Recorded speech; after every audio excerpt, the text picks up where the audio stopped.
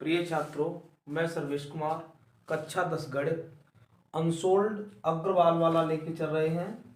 तो भाई इस प्रकार से है और बहुत मोस्ट इम्पोर्टेंट सेशन चल रहा है 2023 का सेट 4 और पार्ट नंबर 3 लेके चल रहा हूँ।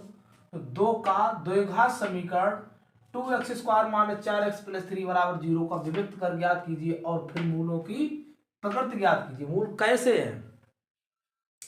तो भाई हमारे चैनल को देखते रहिए, नया पर डे वीडियो अपलोड कर रहा हूं और आपकी सफलता 100% मिलेगी। आपकी सफलता हमारी सफलता में है, ठीक है। मगर वीडियो को अंत तक देखिए और मेरे राजा बाबू इसको सब्सक्राइब कीजिए, लाइक और शेयर जरूर करिए। लाइक एंड शेयर जरूर करें, इससे हमको मोटिवेशन मिले। हमको मोटिवेशन, आपका मोटिवेशन, आपकी सफलता हमारी सफलता। जय हिंद। आगे चलते हैं। देखो, इसमें अब द्विघात समीकरण की बात चल रही है तो इसके लिए 2 दिया है। क्या दिया है? 2x² - 4x + 3 = 0। तो हम द्विघात समीकरण के व्यापक रूप से तुलना करेंगे। द्विघात के व्यापक समीकरण से तुलना। बताओ कितने लोग जानते हो द्विघात समीकरण का व्यापक रूप मालूम है? तो द्विघात समीकरण व्यापक रूप जनरल रूप होता है ax² + के bx + c = 0। तो यहां हम लिखते हैं ax² + के bx + c = 0 से तुलना करवाते हैं। जो तो व्यापक रूप है, यहां मैंने लिख दिया है। तो a के सामने देखो कितना है 2, a = 2। b के सामने देखो कितना है, b = -4 और c के सामने देखो कितना है, c = 3। यानी x² गुणांक होता है a और x गुणांक होता है b और अचर पद होता है इसमें ना x y का कुछ ना हो। तो x² के पदों में तब अब देखो, अब b बराबर विभक्त कर सूत्र होता है विभक्त कर, d बराबर होता है b² - 4ac। तो b का मान कितना, -4 का होल स्क्वायर माइनस के 4, a का मान 2, c का मान 3। तो कितना आया है, 4 चौक 16 और 4 दूनी 8, 8 तीयों 24। तो कितना आया, -8। तो जो आपका नेगेटिव साइन आया है तो मूल काल्पनिक और आभासी है। तो मूल कैसे है वो पूछ रहा है, मूलों की प्रकृति ज्ञात कीजिए। विभक्त कराया -8, तो मूलों की प्रकृति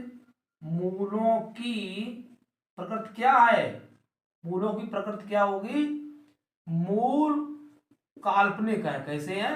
काल्पनिक अर्थात आभासी है। और आभासी के लिए ग्राफ कैसे बनता है?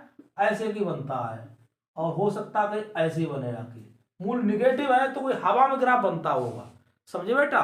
तो मैं ग्राफ के द्वारा ही बताता हूँ, शॉर्ट ट्रिक ही बता सकता हूँ और कुछ आगे बताएंगे जब पोर्ट में ज्यादा एग्जाम पास होंगे तो और शॉर्ट ट्रिक देंगे, ठीक है। तो अगला क्वेश्चन आ रहा 2 खा की ओर चलते हैं। तो अगला सवाल ये है, 2 क्रमागत धन पूर्णांक सम संख्याओं के वर्गों का योग 340 है। संख्याएं ज्ञात कीजिए। क्या करना है? संख्याएं आपको ज्ञात करना। बहुत अच्छा सवाल यूपी बोर्ड 2025 के लिए डाल, 2024 के लिए, 2024 के लिए बहुत इंपॉर्टेंट IMP और वेरी वेरी इंपॉर्टेंट सवाल है जी, ठीक है। आप रट लीजिए, कुछ भी करो, इस सवाल के लिए बहुत धमाकेदार क्वेश्चन है जी। अगर इसमें चूक गए तो चूक गए बेटा, बस वक्त आ गया आपके लिए, तैयार हो जाओ। मंजिल दूर नहीं है अगर मुसाफिर हिम्मत ना हारे, कदम चूम लेती है मंजिल अगर मुसाफिर हिम्मत ना हारे। तो हिम्मत मत हारो जब सर्वेश्वर आपके साथ में है। तो देखते हैं, माना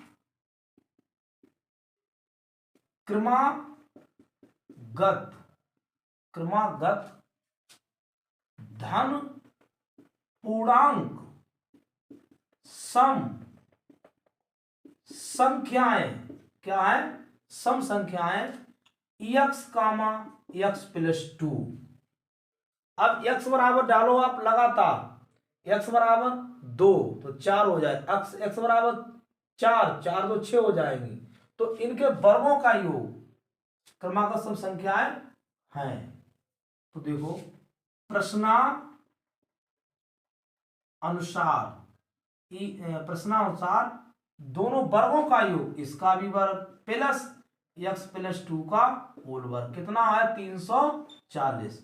तो एक्स स्क्वायर 2 का वर्ग 4, 2 दूनी 4, एक्स बराबर 340। एक x square 2x square plus के 4x प्लस के 4 माइनस के 340 बराबर 0। तो 2x स्क्वायर प्लस के 4x माइनस के 336 बराबर 0 की 340 में 4 गया 336 बचा। अब क्या कर दो 2 से भाग कर दो, 2 से भाग, तभी एक्स स्क्वायर प्लस के 2x और 2 एकम 2, 2 छंग 12 और 2 अट्ठे 16 बराबर 0। 14 12 गुणनखंड कितना आएगा 168 आएगा। 14 और गुणा 12, 12 चौक 48 और 12 एकम 12, 12 4 16। ठीक है, तो मैं गुणनखंड की बताता हूं। 14 गुणा 12 गुणा का चिन्ह हटाओ, प्लस माइनस लगाओ, तो इसे हटाओ 14 माइनस 12 कितना आ गया 2। भाई हमको यहाँ मिल रहा है, मैंने कक्षा 9 में बहुत ही अच्छी तरह से गुणनखंड सिखाए हैं। तो यहाँ एक्स स्क्वायर प्लस के 14x माइनस 2x और माइनस 168 बराबर 0। एक्स ले लो कॉमन, एक्स प्लस 14 और माइनस 2 एक्स प्लस 14 बराबर 0। तो यहां पर आ रही है देखो एक्स प्लस 14 आ गया आपका ये गुणनखंड और एक्स माइनस 2 बराबर 0। तो देखो देख रहे हो, अब इसमें एक्स प्लस 14 बराबर 0, तो एक्स बराबर माइनस 14, क्योंकि उसने धन पूर्णांक का माइनस तो नहीं कहा है। एक्स माइनस 2 बराबर 0, एक्स बराबर 2, तो एक तो 2 आएगा, एक प्लस 14 आएगा, चाहे तो एक धन पूर्णांक, पहला एक्स बराबर हो गया 2 और एक्स प्लस 2 बराबर कितना है 14। तो कितना रखोगे इसका वर्ग, तो हाँ निगेटिव होगा नहीं, तो दूसरा होगा x बराबर 14, क्योंकि x बराबर माइनस 14 अमान्य, क्यों कि उसने कह दिया है कि धन पूर्णांक होना चाहिए। कैसा होना चाहिए धन पूर्णांक। तो यही आपकी संख्या है। कैसा लगा सवाल आपको, बहुत जबरदस्त सवाल है। फिर देखो दो क्रमागत धन पूर्णांक कितने हैं, 2 क्रमागत, 2 और जोड़ दो, 2 क्रमागत धन पूर्णांक सम संख्या है x कामा x प्लस 2, पहली j हो गई और दूसरी जो हो गई, इनके वर्गों का योग वर्ग कर दिया भैया, सॉल्यूशन कर लिया। x का मान 2 आएगा माइनस माइनस, क्योंकि वो प्रश्न में कह रहा है कैसे होना चाहिए सम और धन पूर्णांक होना चाहिए। ठीक है, अगले सवाल की ओर चलते हैं। बहुत अच्छे सवाल है, देखिए सवाल बहुत अच्छा सवाल है। ओ केंद्र वाला एक वृत्त, ओ एक वृत्त का केंद्र है। 2 स्पर्श रेखाएं टीपी और टीक्यू जो वृत्त को क्रमशः पी और क्यू बिंदुओं पर स्पर्श करती है, वृत्त के बाहर स्थित एक बिंदु टी से खींची गई है, स्पर्श रेखा खींची गई है। सिद्ध कीजिए क्यू पी टी क्यू बराबर 2 ओ पी क्यू, यानी पी टी क्यू बराबर जी आपको स्पर्श करती है। और इससे देखो ये आपका सवाल बनेगा जी, और जे स्पर्श रेखा खींची जाती, क्या खींची जाती है, बिंदु पी है, पी से कोई स्पर्श रेखा खींची जाती। ठीक है, तो जे पी हो गया और जे क्यू हो गया, जे टी हो गया। अब देखो 2 स्पर्श रेखाएं हो गई हैं, तो यहां से ओ केंद्र वाला कोई वृत्त है, तो ओ केंद्र वाला वृत्त है, इस पर एक लंब डालते हैं और इस पर हम इसको मिलाते हैं और इससे भी हम इसको मिला देते हैं। ठीक है, इसका नाम एम दे देते हैं। तो देखो मैंने क्या किया है, ओ केंद्र वाला वृत्त, ठीक, जिसकी स्पर्श रेखाएं क्या होंगी पीटी और क्यूटी। ठीक, और लिखोगे ओपी लंब पीटी, लंब डाल दिया मैंने, तो ओपी लंबाई किस पर है, पीटी पर है, ठीक है। अब ओपी, अब क्या लिखोगे, जब लंब हो गया है तो जे कितना कोण पूरा बनेगा, ओपीटी, कोण ओपीटी बराबर हो जाएगा 90 डिग्री का, ठीक है। अब 90 डिग्री का हो जाएगा, अब देखो जोड़ दे, जे पूरा कोण आपका 90 डिग्री हो गया। अब लिखेंगे कोण ओ पी एम प्लस के कोण एम पी टी बराबर 90 डिग्री, समीकरण दे देखो, ओ पी जे वाला ओ पी एम प्लस कोण एम पी टी। भाई पूरा जब कोण 90 का हो गया है, ऐसे करके डालोगे और उस पर टुकड़े कर दिए उन्होंने, तो देखो जे कोण और प्लस जे कोण कितने हो जाए, 90 डिग्री हो जाएगा, ठीक है। एक बात मिल गई। अब पुनः समकोण त्रिभुज, इसमें टी पी एम में, टी पी एम में, ठीक है। देखो टी पी एम, जे भी सब कोण बन रहा है, इस पे खिंच गया लंब, तो जे भी तो 90 का बनाया के, तो क्या लिखोगे, कोण पी टी एम, कोण पी टी एम, समझ पाए, कोण पी टी एम जी वाला, और प्लस जी वाला कोण हो जाए दिस वाला, कोण एम प्लस के कोण एम पी टी बराबर कितना हो जाएगा 90, समीकरण 2, ठीक। अब क्या करेंगे, समीकरण 1 माइनस समीकरण 2, ठीक। तो क्या लिखोगे, ओ पी, कोण ओ पी एम प्लस के कोण एम पी टी बराबर 90, और इसी कोण पी टी एम प्लस कोण एम पी टी बराबर 90। अब ये घटा दो, तो ये तो कट जाएंगे, माइनस माइनस, तो क्या एम पी टी कैंसिल, क्या हो जाएगा, कोण ओ पी एम माइनस कोण पी टी एम बराबर 0। तो यहां देखते हैं, कोण ओ पी एम बराबर कोण पी टी एम, ये दोनों कोण कैसे हो गए, देखो ओ पी एम जे वाला कोण और पी टी एम ये दोनों कोण कैसे हो गए, बराबर हो गए, ठीक है। अब बराबर हो गए, तो अब जैसे हम इसको थोड़ा एम के यहां खिसका सकते हैं, तो एम की जगह क्या लिख दो, क्यू लिख दो, कोण ओ पी क्यू बराबर कोण, अब जो एम की जगह पर क्या कर दो, एम से आगे बढ़ा दो, कोण पी टी ओ, कोई दिक्कत, कोई दिक्कत नहीं होगी कि यहाँ एम था नाम, यहाँ ओ हो गया, यहाँ नाम था एम तो यहाँ क्यू हो गया, ठीक। देखो भाई ऐसे करके, ठीक। अब दोनों दो की गुणा करवा दो, दो कोण ओ पी क्यू बराबर दो कोण पी टी ओ, और एक काम करते हैं, पीटीओ दो भागों में तोड़ने कोई दिक्कत भैया, इसे एक भाग दो हम पीटीओ करते हैं, कोण पी टी ओ प्लस कोण पी टी ओ, और हम देखो कुछ दिखाई दे रहा है, ओ पी क्यू मिल गया, कोण दो कोण ओ पी क्या लिख रहा हूं, कोण ओ पी क्यू बराबर, अब ओ कोण पी टी ओ और पीटीओ के बराबर क्या हो गया, कोण क्यू टी ओ प्लस के कोण क्यू टी ओ लिख देना, चूक कोण पी टी ओ बराबर कोण क्यू टी ओ, तभी क्या बन जाएगा, पूरा जो एंगल बन जाएगा, टू कोण पी ओ पी क्यू बराबर कोण, ये बन जाएगा पी टी क्यू, यही हमको सिद्ध करना था, एच पी। जय हिंद। समझ में आया, थोड़ा 2-3 बार करोगे, कम से कम से कम 2 बार करें, कॉपी पर करें, कॉपी पर करें, तब ये समझ में आएगा। समझ पाए? इंपॉर्टेंट सवाल ये भी है और आप इसको करते रहिए। अगले क्वेश्चन की ओर चलते हैं।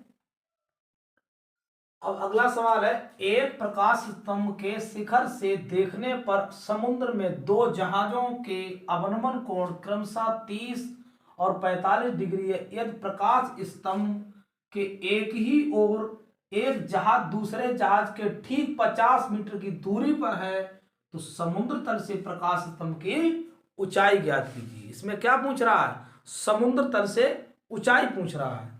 तो देखो, यहां पर कोई प्रकाश स्तंभ है और प्रकाश स्तंभ है, ये क्या आपका है? प्रकाश स्तंभ, ठीक। और कोई जहाज पानी में तैर रहे हैं तो इनका सबसे पहले कितना कोण बन रहा है?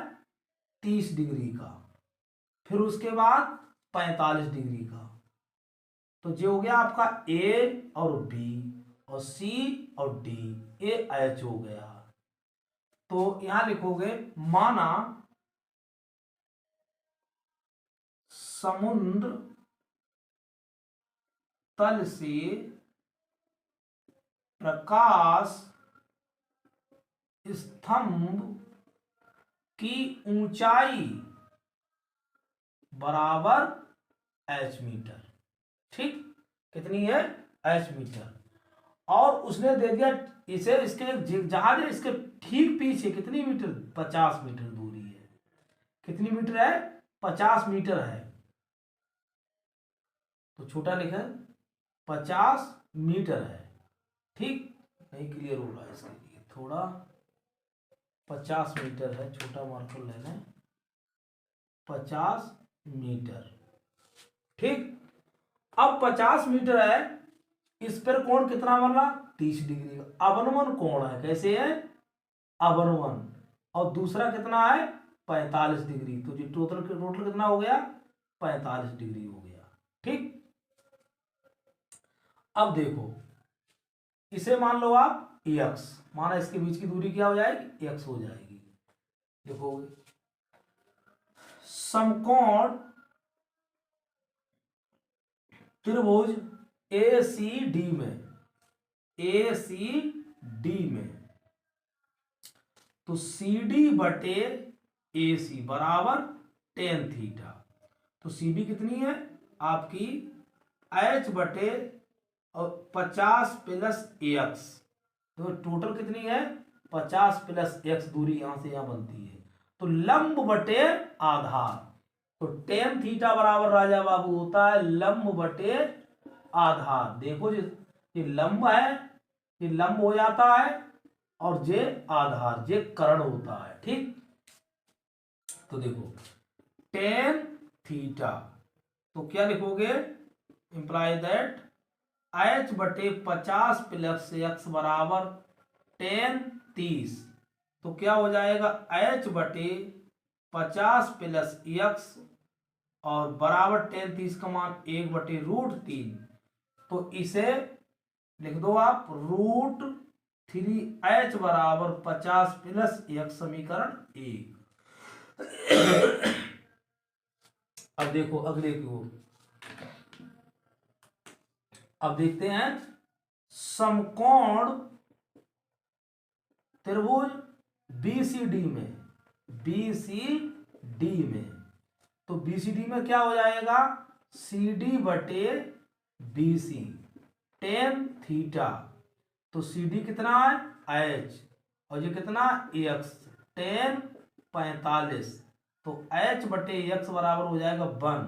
तो h बराबर x, समीकरण 2। अब क्या लिखेंगे? x का मान समीकरण 1 में रखने पर यहां लिखोगे x का मान समीकरण 1 में, ये समीकरण 1 है, ठीक है। तो क्या लिख दोगे? √3h बराबर 50 प्लस h, ठीक।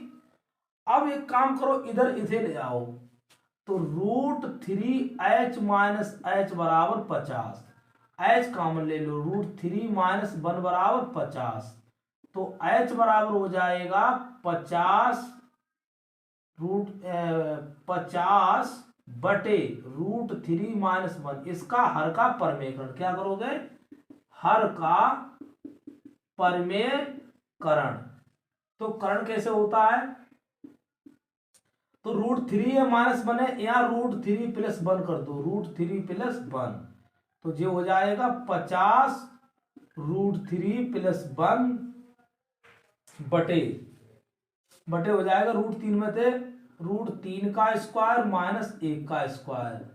तो 50 √3 प्लस 1 और 3 में से 1 गया, 50 √3 प्लस 1 और बटे 2 कितना आ जाएगा 25। तो जो h बराबर आ जाएगी 25 √3 प्लस 1। तो हो सकता है उन्होंने दिया हो h बराबर, ये तो मीटर में हो गया, वैसे तो यही लंबाई आपकी आ गई है, क्या आ गई है, h बराबर आ गई 25 √3 प्लस 1 मीटर। यही छोड़ देना, कोई दिक्कत नहीं है। अगर इसका मान रखवाए तो मान रख दो, √3 का मान 25 और √3 का मान कितना होता है 1.73 प्लस के 1।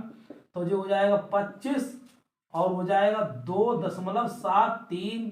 तो लगभग 25 इनकी गुणा कर दो, 2.73 गुणा 25, 25 75, यहाँ से लागे 7 और 25 से 7 175, 25 75, यहाँ से लागे 25 छंगा 150 और 175, 175 में 7 जोड़ दो और 12 182। तो इसके आए 2, 88 लागे 2, 25 दूनी 50, 50 और 18 68, कितना आया 68। तो कितना हो जाएगा इसमें h बराबर हो जाएगा 68.25 मीटर। इसको भी लिख सकते हो h बराबर 68.25 मीटर। ठीक है, बहुत अच्छा सवाल है, ये भी कई बार आया है, इंपॉर्टेंट है। आप 2-3 बार करो इसके लिए, कोई दिक्कत नहीं, क्योंकि लंब बटे आधार ज्यादातर सबसे ज्यादा लंब बटे आधार ही बेटा लगता है इसमें। त्रिकोणमिति में कमाल होता है, सूत्रों का कमाल मैंने पिछला वीडियो दे दिया है बहुत अच्छी तरह से। किसी त्रिकोणमिति में कोई दिक्कत ही नहीं आएगी, सारी सर्वसमकाएं मैंने दे रखी हैं बहुत शॉर्ट ट्रिक में। अगले की ओर चलते हैं, देख लीजिए इसका आंसर क्लियर हुआ है, घबराने की कोई जरूरत नहीं है। ठीक है, अगले सवाल की ओर चल रहे हैं। ये सवाल देखते हैं, दो यहाँ का निम्नलिखित सारणी से समांतर माध्य ज्ञात कीजिए। तो अब हम बता रहे हैं, ये सवाल दिया गया है, प्रत्येक प्रश्न 2 का 4 अंक का है। कितने का है, 4 अंक का सवाल है ये। ठीक, बाकी सब 2 वाले सब 4 अंक के हैं। तो यहाँ प्राप्तांक दिया गया, प्रश्न यहाँ 5 से कम, 10 से कम, 15 से कम, 20 से कम, 25 से कम, 30 से कम, 35 से कम, 40 से कम। छात्रों की संख्या 3, 10, 25, 49, 65, 73, 78, 80 है। तो मैं लिख रहा हूं प्राप्तांक 5 से कम, तो 5 से कम के लिए 0 से 5, फिर 5 से 10, 10 से 15 और 15 से 20 और 20 से 25, 25 से 30 और 30 से 35, कहाँ तक जाए 40 से कम, और 35 से 40 तक, यहां तक तुम्हारा चला है। ठीक, अब यहां क्या देखते हो, मध्यमान। छात्रों की संख्या 3 दी है, वो संचयी बारंबारता के रूप में दी है। 3 से कम, 5 से कम वाले में चाहिए तो कम को घटाओगे, तो 3 के तीनों 3। अब 10 से कम, तो 10 में से 3 गए, 10 से कम 10 में से घटाओ, तो 10 में से 3 गए, कितने बचे 7। ठीक है, 25 से यानी 15 से कम, तो 25 में से 10 घटाओ, तो 25 में 10 कितने बचे 15 भैया। अब वो कह रहा है 20 से कम, तो 49 में से 25 घटाओ, कितने बचेंगे, ये 24 बचेंगे। ठीक, उसके बाद कहता है 25 से कम और 65 में से 49 घटाओ, 15 में तो 9 गए 6, 16, तो यहाँ आ जाएंगे आपके 16 आ जाएंगे। फिर वो कहता है 30 से कम, तो 73 में से 65 गए, 13 में से 5 गए 8। फिर वो कहता है 35 में से 35 से कम तो 78 में से 13 3 गए, कितने बचे? 78 में से 3 गए 5। फिर वो कहता है 40 से कम तो 80 में से 78 गए तो बचे 2। ठीक है, अब इनका पहले मध्यमान निकालते हैं। मध्यमान मतलब एक्स आई और जो है एफ आई। तो इसमें से हम आधा करो, 0 10 0 5 और 0 5 ही रहेगा, 5 का आधा 2.5 और 10 5 15 के आधे 7.5, 5 बढ़ाते चले जाओ प्रत्येक में। तो 7 5 12.5, 17.5 और 22.5 और 27.5 और हो जाएगा 32.5 और 37.5। ये हुआ आपका है। अब इसमें हम एक विधि लगाते हैं पग विचलन वाली। क्या लगाते हैं? पग विचलन वाली विधि लगाएंगे इसमें। तो इसमें लिखते हैं, हमने एक पद को चुन लो 1 2 3 4 5, तो इसको हम ए मान लेते। क्या मान लेते हैं? ए मानते सबसे पहले। तो ए मानने से हमको कुछ राहत मिल जाएगी, फायदा मिल जाएगी, सवाल लंबा नहीं जाएगा। ऐसा सवाल बहुत लंबा नहीं जाएगा इसके लिए। तो देखो हम निकालते हैं इसके लिए। तो इसमें से घटाते चले जाओ, डी बराबर निकाल लें विचलन। तो डी बराबर एक्स आई माइनस के 22.5। सूत्र होता है डी बराबर एक्स आई माइनस ए। तो मैंने घटा दिया, इसमें दे लो आप कितने आएंगे। अब तुम इसमें से 22.5 में घटाओगे तो कितने आए? 20 आएंगे। कितने आएंगे? माइनस के 20। ठीक, और 22 में यानी 7.5 में थे 22 गए तो कितने बचे हैं? 15। यानी 12 में थे, मतलब कहने का मतलब ये है 22.5 माइनस के 7.5, 0 12 में 7 गए 5, कितने आए? माइनस के 15 आएंगे। ठीक, फिर इसमें से घटाएंगे 12 तो आएंगे माइनस के 10, उसके बाद घटाओगे तो माइनस के 5 आएंगे, और उसके बाद घटाओगे जैसे ही 0 आ जाएगी। फिर 22 में से फिर घटाओगे 5 आएंगे। 27.5 में से 22.5 गए, 27 में से 22.5 तो प्लस चलेगा, प्लस क्या आएंगे? 5। अब 32.5 में से 22.5 गए, कितना आएगा? 10। फिर आएगा 37.5 में से 22 कितना आएगा? 15। 1 2 3 4 5 6 7 8, 1 2 3 4 5 6 7 8। ठीक है, घट गया भाई। अब क्या करोगे इसमें लिए? अब एक सूत्र इसमें और लगाते हैं, यू बराबर आई, यू आई बराबर होता है डी आई अपान एच। तो इसमें हम भाग करते चले जाएंगे तो कितना आएगा? इसमें एच कितना है? एच 5 है, तो यहां लिखते हैं एच बराबर, यहाँ 5 है तो 5 से भाग कर दो इस प्रत्येक पद में। 5 चौकू 20, यानी 20 में 5 से भाग करिए, 5 3 15 माइनस के 3, 5 दूनी 10, 5 एकम 5 और 0 0, फिर 5 एकम 5, 5 दूनी 10, 5 3 15। क्लियर हुआ? अब लिखेंगे एफ आई यू आई। थोड़ा सवाल लंबा जरूर है, घबराए नहीं। तो इसकी और इसकी गुणा होगी, 4 3 12, 15 सत्ते 4 3 12। यहां ध्यान रखो यू आई की बात है, you I F I, U I F I 4 3 12, 7 3 minus के 21, 15 दूनी 30 माइनस के 30, और तीसरे में पहुंच गए। अब आ जाओ चौथे के लिए, माइनस के 24 और 16 0 0 हो जाएगा। फिर इसके बाद 8 एकम 8 हो जाएगा। फिर 5 दूनी 10 हो जाएगा और 2 3 6। इतना बना आपके लिए। देखो भाई, अब माइनस के 12 माइनस के 21 माइनस के 30 और माइनस के 24 0 8 10 6 बन गया आपके लिए। ये देखो भाई, अब इनका जोड़ करें, क्या करेंगे? सिग्मा एफ आई यू आई बराबर आएगा, इनको अलग जोड़ लो, इनको अलग जोड़ लो, फिर इसमें घटाओ कितना है? 80 आएगा जी। कितना आएगा? माइनस के 80 तो ये आएगा, इसको जोड़ो पहले। माइनस के 12 माइनस के 21 माइनस के 30 माइनस के 24, 3 4 3 7, 4 3 7, 2 1 3, 4 3 7 और 3 1 3, 3 6, 6 2 8, 8 3 3 6 2 8, 87 माइनस के। अब यहाँ से घटाओ 18 18 और 6 24, 7 में 3 8 63, माइनस के 63 आएगा। कितना आएगा? 63 आएगा माइनस के। बड़ा बड़ा लिख दो, माइनस के 63। ठीक। अब सिग्मा एफ आई कितना आएगा? सिग्मा एफ आई 7 3 10 10 15 25 25 और 7 3 10 10 5 15 15 और 4 19 19 6 25 25 और 8 33 33 5 38 38 2 40, हासिल आ गए 4 3 3 4 8 आएगा सिग्मा एफ आई बराबर। अब हमारा सूत्र क्या होता है इसमें लगेगा? देखो मैंने चुन लिया था ए बराबर आपका आया था 22.5, ठीक है, ये चुना था। और एच बराबर कितना आया? 5। और सिग्मा एफ आई यू आई आया आपका माइनस के 63।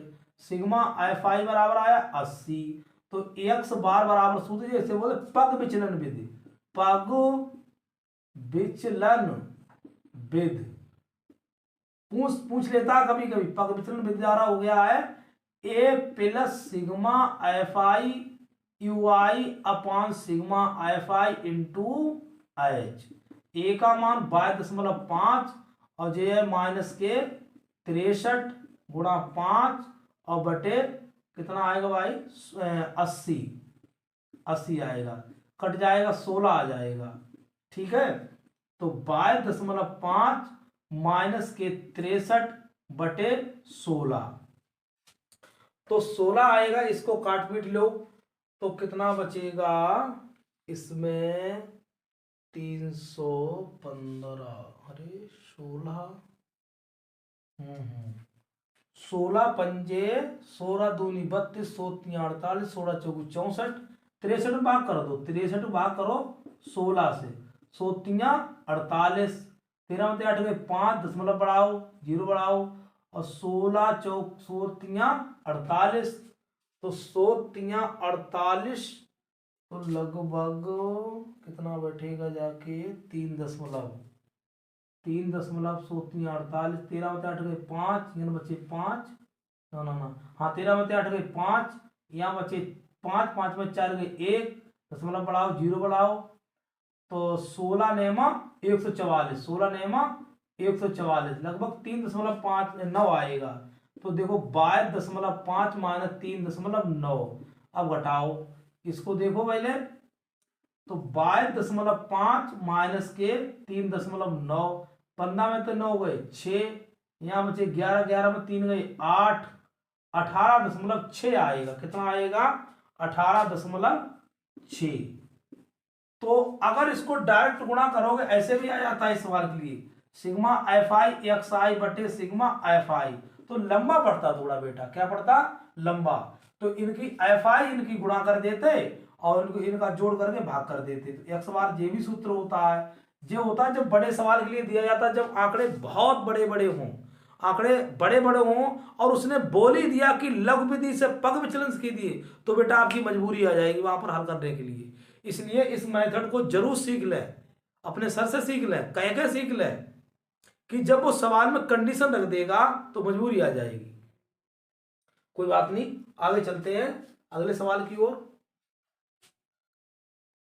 देखिए सवाल पूछ रहा है, माध्यक पूछ रहा है, 2 4 निम्नलिखित बारंबारता बंटन से माध्यक ज्ञात कीजिए। भैया कभी घबरा मत जाना, माध्यक जहां पूछे माध्यिका होती है।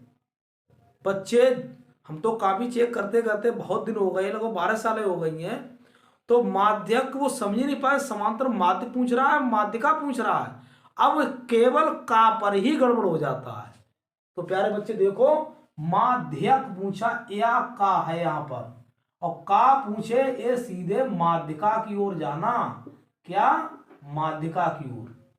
ठीक है बच्चे, नुकसान 4 नंबर को उठाया, बहुत बड़ा नुकसान हो जाता है। तो यहाँ सबसे पहले अब हम इसी सवाल से दिया है 10 से 25, 25 से 40, 40 से 55, 55 से 70, 70 से 85 और 3 10 बारंबारता दी है 20 13 4। तो हम लिखेंगे यहीं पर थोड़ा बढ़ा रहे हैं, संचयी बारंबारता, बारंबारता। नाराज मत हो जाना कि मैंने सवाल में ही ऐड कर दिया है, बार बार क्या लिखें इसके लिए।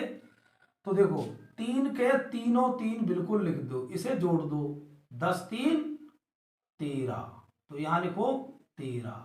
फिर इधर आओ, 20 20 और 13 कितने हो गए, 33 हो गए। फिर इधर आओ, 13 33 कितने हो गए, 46 हो गए। कितने हो गए, 46 हो गए। और 46 में फिर जोड़ो, कितने हो गए इधर, 50 हो गए। ये आपका क्रम होता संचयी बारंबारता बनाने का, इसे सीएफ बोलते हैं। अब हमको n बराबर मिल गया है, n बराबर मिल गया 50, तो n/2 करो। इसके लिए क्या करोगे, 2, कितना आया 25। अब 25 मेरे राजा बाबू ढूंढो कि कौन सी रेंज में पड़ रहा है, 13 और 33 के बीच में 25 पड़ रहा है। तो सीधे झटपट झटपट चले जाओ, इसको नाम दे दो आप f, ठीक। और इसी रेंज में आपकी जो हो जाएगी l, ठीक। जैसे ही आपकी सबसे ज्यादा बारंबारता मिल रही है, उसके सामने आपकी वर्गंतराल सीमा ली जाएगी, और इसके जस्ट ऊपर, ध्यान से बात देखो, जस्ट ऊपर तीर चल रहा है, ये हो जाएगी आपकी CF। क्लियर हुआ। आप बड़ा ध्यान देखो, वेरी वेरी इंपॉर्टेंट है, वेरी वेरी वेरी। IMP 2024 के लिए आप सीख लो, पछताते रह जाओगे। कैसे भी सीखो, अन्य उदाहरण करो, सवाल करो। तो मेरे राजा बाबू अब आपको मिल गया, जो हो गई 13, आपकी क्या हो गई CF। फिर से दिखा रहा हूं कि 25 किस रेंज में आ रहा है, जो CF बनाई है इस रेंज में आ रहा है, इसके सीधे चले जाओ आप। तो इसका नाम हो जाता भैया, जे हो जाएगी आपकी F। क्या हो जाएगी, F। अब जे हो जाएगी आपकी L बराबर 40, इसके जस्ट ऊपर की ओर चलो तुरंत, तो वो हो जाएगी आपकी CF। अब मैं लिख रहा हूं यहां पर CF बराबर कितना हुआ, 13, और F बराबर कितना दिया, इसमें रेंज में फंसा बारंबारता 20, सबसे ज्यादा बार आ रही, पहली बात देखो यहाँ पर इसकी रेंज में फंस रही है। और L बराबर कितना हो रहा है आपका, 40।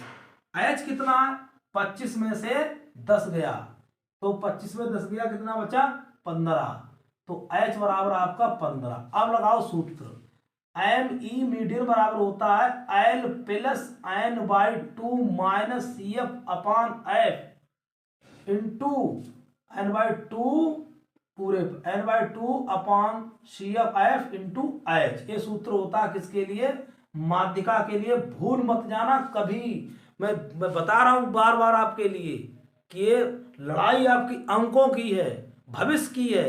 अगर भूल गए तो मामला बर्बाद हो जाओगे, ठीक है।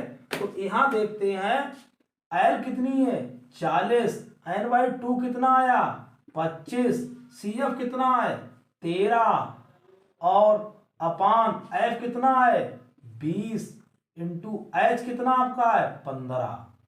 तो H कैसे निकालिए, 25 में से 10 गए, 15, ठीक है। काट दो आप इसके लिए, 5 3 15, 5 चौकू 20, तो 40 प्लस 5 में से 3 गए 2, और 2 में से 1 गया 1/4 गुणा 3, कट गया, क्या हुआ 3, तो 4 3 12, तो आपका 40 प्लस 3 3 9, तो ME आपकी कितनी हो गई, 49।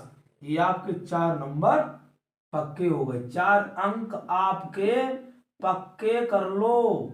मैं बताता हूं, समांतर माध्य खिंच खिंच के पढ़ लो, हंस हंस के पढ़ लो, बैठ बैठ के पढ़ लो, और जितना रिपीटिशन करो, कम से कम 12 नंबर के सवाल आपको, 8 तो कहीं गए जाते ही नहीं है समांतर माध्य में। और आप भूल गए, चूक गए, जो कमजोर बच्चे हैं, मैं चैप्टरों के नाम दे रहा हूं। सबसे पहले संख्या पद्धत, द्विघात समीकरण, बहुपद, और 2 चरों वाले रैखिक समीकरण, और इसमें समांतर माध्य, इनसे और 2 बिंदुओं के बीच निर्देशांक ज्यामिति की, इतने चैप्टर कर लो, ज्यादा मत भाग पाओ। और बेलन शंकु के सूत्र, बेलन का आयतन, शंकु का आयतन, गोला का आयतन, बेलन का वक्र पृष्ठ, शंकु का वक्र पृष्ठ, और गोले का वक्र पृष्ठ, अर्धगोले का वक्र पृष्ठ, इनके सूत्र याद कर लो, आपका कमाल हो जाएगा। जय हिंद, जय भारत, हमारे चैनल को देखते रहिए, हमको मोटिवेशन करते रहिए। आपकी सफलता हमारी सफलता, इसी की में हम लोगों को सफलता। जय हिंद, जय भारत।